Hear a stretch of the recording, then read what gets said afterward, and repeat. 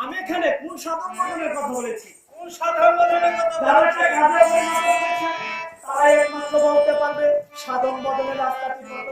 আর বলছে কিন্তু আমাদের মধ্যে সাধন বদন কিভাবে হবে? আমরা যারা হিন্দু ধর্মাবলম্বী আছি, আমাদের মধ্যে ছোটবেলা থেকে এমন কোন ধর্ম শিক্ষার ব্যবস্থা নাই যে আমাদের ছোট্ট বাচ্চাকে ধর্ম শিক্ষা দিয়ে বড় করে তুলবো। হয়তো বা কিছু গ্রামে আছে, সব আমাদের পার্শ্ববর্তী একটা ধর্ম রয়েছে, যেটা হচ্ছে ইসলাম ধর্ম। ইসলাম ধর্মে তাদের বাচ্চাটা যখন 5 বছর বয়স হয়, বাচ্চাটাকে ধর্ম শিক্ষা কোরআন শরীফ লাভ করার জন্য কোথায় পাঠায়? মক্তবে এবং মসজিদে পাঠিয়ে দেন করতে।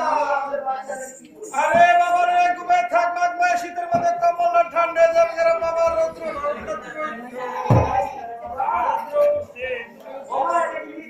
আমাদের বাচ্চাটাকে ল্যাপ করে দিয়ে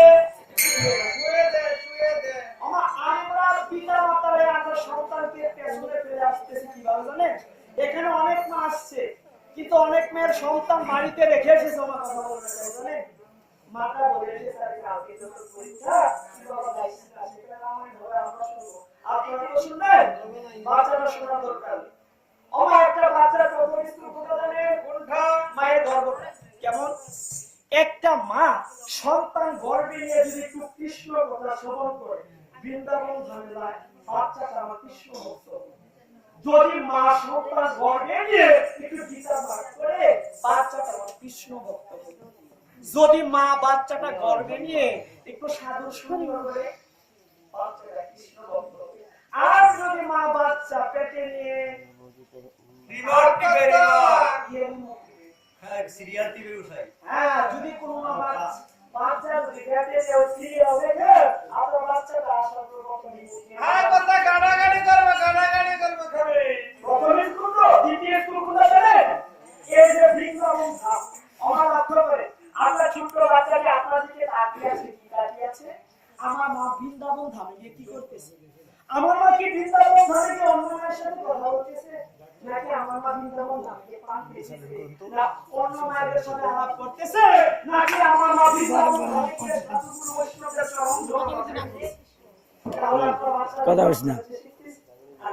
তৃতীয় স্কুল কোনটা জানেন? ওই যে কেজি 1, কেজি 2, কেজি 3, ওইটার ভিতরে গেলে কি হয় জানেন?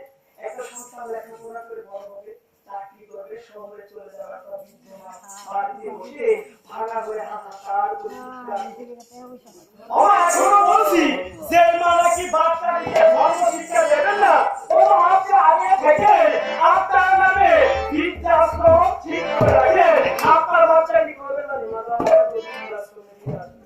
আপনার সঙ্গে করে বাচ্চাটিকে নিয়ে আসবে, প্রতিদিন একবার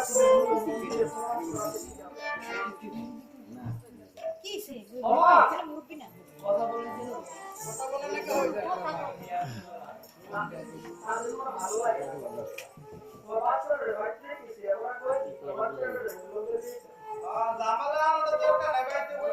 তাহলে বাবা আমরা 50-60-70 বছর হয়ে গেলে বলেও সাধন বাদনের সময়, সময়টা হয় কখন? যখন 3 মাথায় একসাথে একত্রিত হয়ে যায়। মাগো লালন ফকির গানের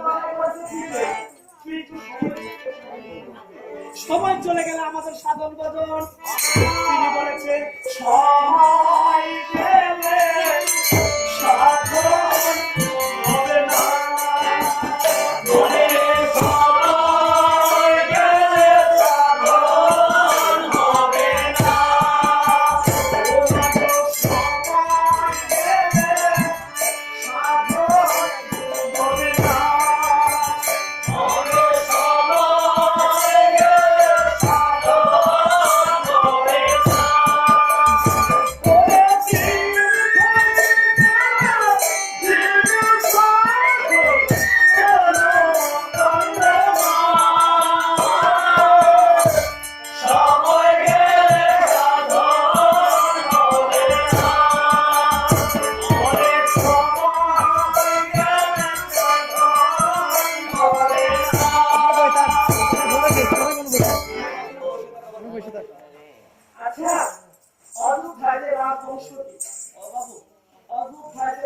বংশ কি?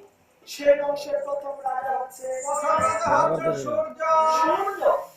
সে সূর্য বংশে কৌশলরা ধরবে রামচন্দ্র জন্মগ্রহণ করেছে কি? সাধারণ একজন মানব রূপে কর্তা।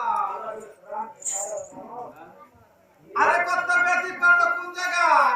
যেমন আপনার যেমন দুইটা হাত হয়, রামচন্দ্রের দুইটা হাত দুইটা পা, ব্যতিক্রম কোথায়? আরে আপনার মতো আমার মতো মানব তো, কিন্তু সাধারণ মানব নয়। তাহলে আমরা কিরকম মেধা লাগে বুঝে নাই? না।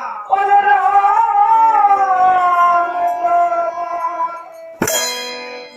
রোশনাইয়ে মনো গেল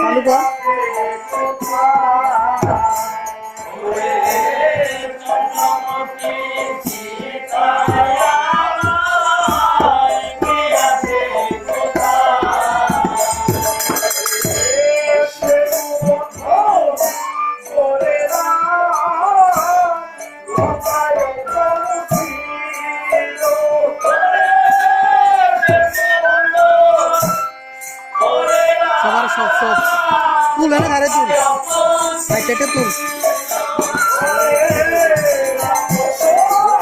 সবার সবার তুল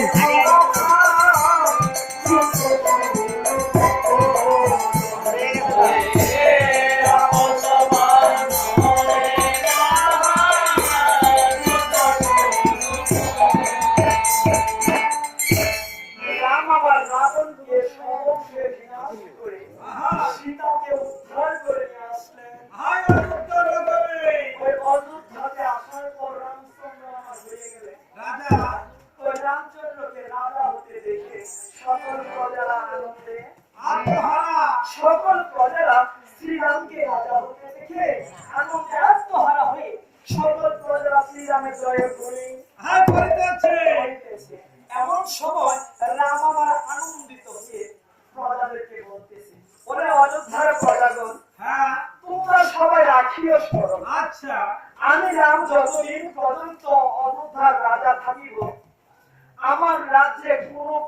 কোনোদিন দুঃখে থাকতে পারবে না। রাজার ধর্ম হচ্ছে প্রজা বলা আর রাম রাজ্যে হচ্ছে অতি সুখের রাজ্য। এই রাজ্যে কোনোদিন কোনো প্রজা দুঃখে থাকতে পারবে না। আমি না নিজের কোন সুখ বিলীন করে দিয়ে হলো প্রজাদেরকে সুখে রাখবো। সুখে রাখবো। রামচন্দ্র প্রতিজ্ঞা করে তার রাজ্যে কোনোদিন কোনো প্রজা দুঃখে থাকতে পারবে না। এই বলে রামচন্দ্র আমার সিংহাসনে বসে পড়লেন। একদিন দুই দিন অনেক দিন হয়ে গেল মা কিছুদিন না যেতে রাম দেখতে পেলেন তার রাজ্যে যেন কি একটা অরাজকতা সৃষ্টি হয়ে গেছে। অর্থাৎ রামচন্দ্রের প্রজারা আজ রামের নামে সমালোচনা করিতেছে। রাম আমার মনে মনে চিন্তা করতেছে হাই আমি তো রাজা হয়েছি মাত্র কিছুদিন হয়েছে অবশ্যই। আমি একদিন কথা দিয়েছি প্রজাদেরকে আমার রাজ্যে কোনোদিন কোনো প্রজা দুঃখে থাকছে পারবে না। কিন্তু কই আজ আমার প্রজারা কি নিয়ে এত সমালোচনা করিতেছে। করিতেছে এই বলে কি গো দিদিমা না লাগে দাদু না করি না করতে লাগবে বন্ধ করে আমি দিলে বকার কেন মতো লাগবে লাগবে চিন্তা না। করে দিলে। আচ্ছা এবার রামচন্দ্র কি করে সুমন্ত্রকে ডাক দিলেন সুমন্ত্র হ্যাঁ প্রভু। সুমন্ত্র আমি রাজা হয়েছি মাত্র কিছুদিন হয়েছে তো কি হয়েছে গো প্রভু? ও সুমন্ত্র আমি একদিন কথা দিয়েছিলাম প্রজাদেরকে আমার রাজ্যে কোনো প্রজা কোনোদিন দুঃখে থাকতে পারবে না। কিন্তু সুমন্ত্র আজ আমার প্রজাদের মনে এমন কি দুঃখ এসেছে যার কারণে প্রজারা বিশৃঙ্খলার সৃষ্টি একই বলেছে গো প্রভু। হ্যাঁ আমার প্রজারা বিশৃঙ্খলার সৃষ্টি করেছে আচ্ছা সুমন্ত্র তোমাকে আজ একটা কর্ম দেব প্রভু কি কর্ম দিবে গো আমাকে? সুমন্ত্র তুমি আজ অযোধ্যার প্রত্যেকটি প্রজাদের দ্বারে দ্বারে যাবে দ্বারে দ্বারে গিয়ে কি করতে হবে গো প্রভু? কি করতে হবে প্রজাদের কাছ থেকে জানতে চেষ্টা করবে যে আমার প্রজারা আজ কি নিয়ে সমালোচনা করতেছে। অর্থাৎ কি নিয়ে প্রজারা বিশৃঙ্খলা সৃষ্টি করেছে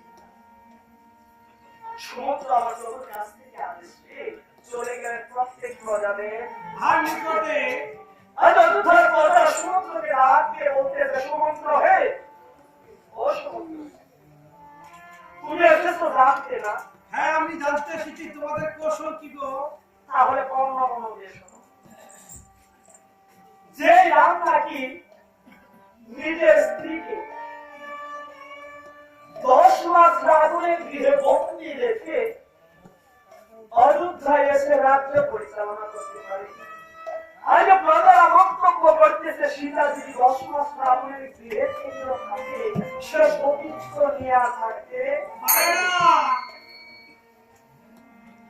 আজ প্রজারা মন্তব্য করেছে যে নারী 10 মাস একটা পুরুষের গৃহে থাকতে পারে সে নারী পবিত্র নিয়ে থাকতে পারে না। প্রজারা মন্তব্য করেছে সীতা নাকি অসত্য আর বলেছে সুমন্ত্র হে তুমি যে তোমার রামকে বললে যদি রাম কিছুদিনের মধ্যে সীতা দেবীকে নির্বাহ করে না দেয় তাহলে আমরা রামকে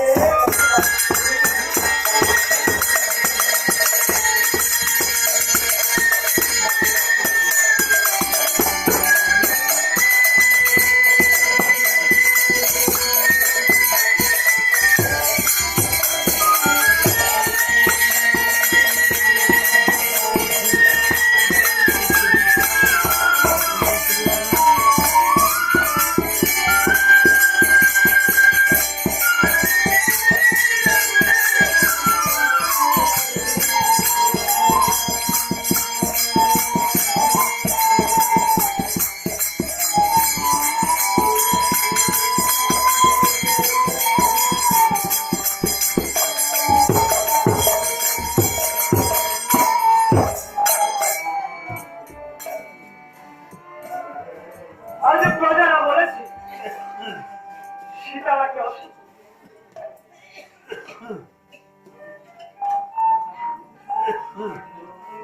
আর যদি সেই রামচন্দ্র সীতাকে নির্বাসনে না দেয় ওমা কথা বলবে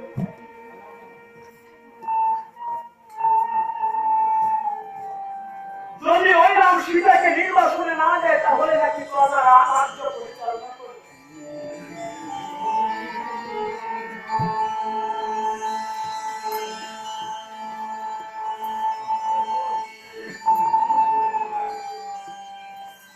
আজ সুমন্ত্র দুই নয়নের চোখের জলে ভাসতে ভাসতে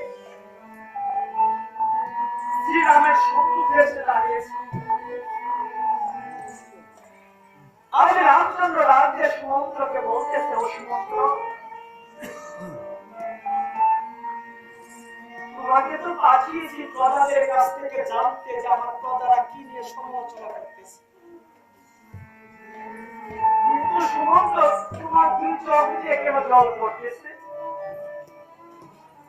আমার প্রজারা এমন কি মন্তব্য করেছে বলো না, যার কারণে তোমার দু চোখ দিয়ে জল পড়তেছে? সুমন্ত্র আজ রামকে ডেকে বলতেছে, প্রভু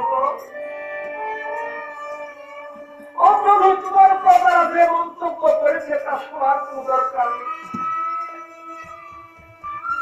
আর যদি শোনো তাহলে তুমি ঠিক থাকতে পারবে না গো প্রভু।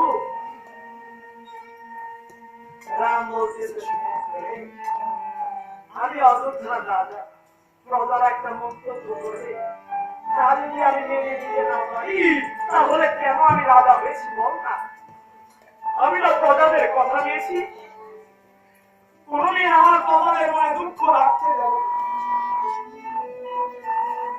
আমি যে প্রজাদের কাছে বাধা পড়ে গিয়েছি বল না, আমার প্রজারা কি চায়?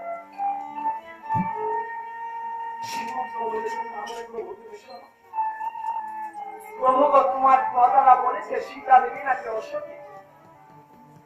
তোমার প্রজারা বলেছে যে নারী নাকি 10 মাস রাবণের গৃহে বন্দী থাকে সে নাকি সতীত্ব। যখন সীতার কথা বলেছে রামের মাথায় যেন আকাশ ভেঙে পড়েছে। রাম বলতেছে, সুমন্ত্র